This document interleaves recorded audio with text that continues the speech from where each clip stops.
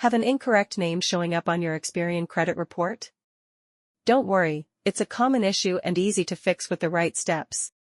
First, open the name correction document form. Start by entering your correct first and last name at the top, example, John Doe. Next, fill in your current mailing address exactly as it appears on your government-issued ID. For example, 123, Example Street, Unit 1, New York, 12345. Choose today's date as your document date. Scroll down and again type your correct full name exactly as shown on your ID. Now list all incorrect variations of your name you've found on your credit report, like Hyundai or Dojan.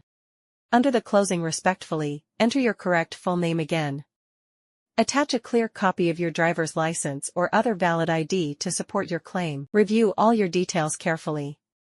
When everything looks good, click Buy to complete payment and download the document. Print and send the completed form to Experian by USPS certified mail. This provides proof of delivery. If you prefer, use an online mailing service like lettercarrier.org to save time. Always keep a copy of your letter, ID, and mailing receipt for your records.